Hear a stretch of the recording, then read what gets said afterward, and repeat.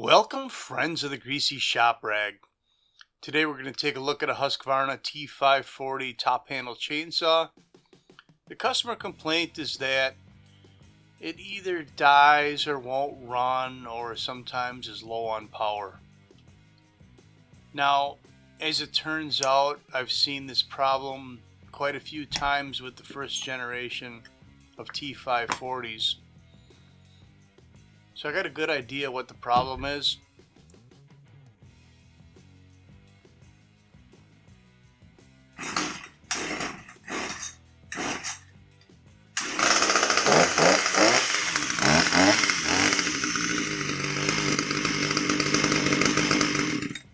Alright, you see that it died on its own. I didn't hit the kill switch. So what's happening here is that it's starving for fuel. Regardless, I'm going to pull the spark plug out and look in the cylinder, because as with all my repairs, if the cylinder is scored, that could change whether or not we're going to proceed with this. I mean, putting a new piston and cylinder in a saw, plus fixing whatever caused the score, that adds up to a lot of money, you know. There is a lot of dirt in here. There, we got it cleaned out. Finish cleaning out this cover. And because of the tight area that we're working in here, we'll use the camera to look into the cylinder and see what it looks like in there. Spark plug looks okay. I mean, it's been in there a while.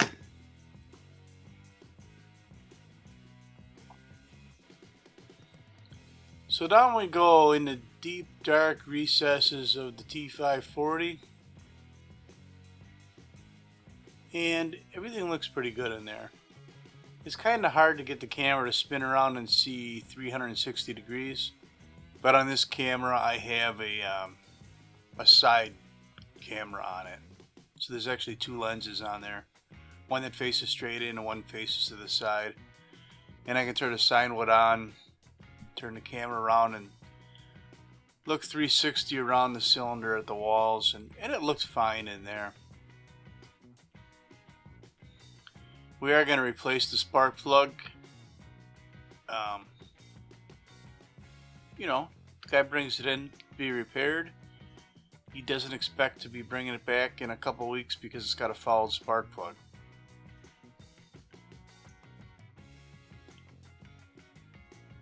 So in that new plug goes, where's my scrunch?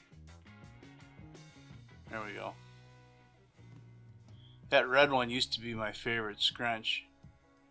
I've upgraded to the orange one now. And actually they are two different scrunches. One of them is 3/4 and 5/8. The other one's 3/4 and 13 mil. Or maybe it's 19 mil and 13 mil. I don't know. It's a scrunch. It's not exact science on them things. So we've got the carbon air filter area cleaned out. We've got a new spark plug in it. What's next? Well, we're going to take the starter off and we're going to take a look at what I think is going to be the actual problem here. Now, on this first generation of T540, they don't have a limiter strap underneath the fuel tank like the Mark II models have. And that limiter strap, they had to add that because when guys were cranking on the saw, really torquing on the bar, it would flex the handle between the handle and the engine so bad that it would actually pull the impulse hose right off. You see that brass barb fitting right there? And then you got the impulse hose right there. You know, the hose is off. You can see it's pulled off of there. And again, without that limiter strap in place, the handle's allowed to move far enough to stretch that. I've seen guys stretch it so far that they actually pull the boot, the intake boot, out from underneath the carburetor. And that limiting strap prevents that from happening. And you can find that on the Mark II model. So basically, all you got to do is push the line back on and you're good to go. The problem is, there's still no limiting strap, and I don't think it's something you can just add, because I think it's the mounts for that are molded in separately on the new models. What I'm going to do is, I have the line on right now. I'm just going to back it off maybe halfway, pull the line halfway off the barb fitting. Just lift it up maybe 1/4 of an inch.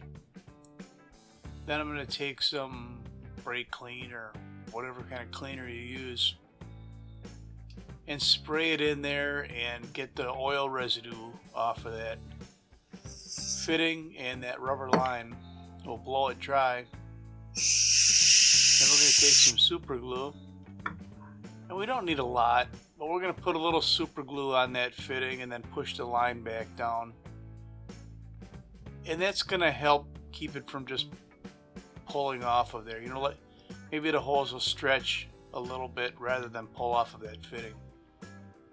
Now, I think this works because I haven't had any saws come back that have been super glued.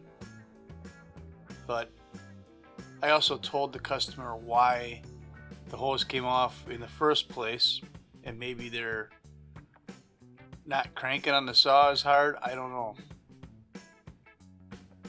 So maybe it's a combination of the two.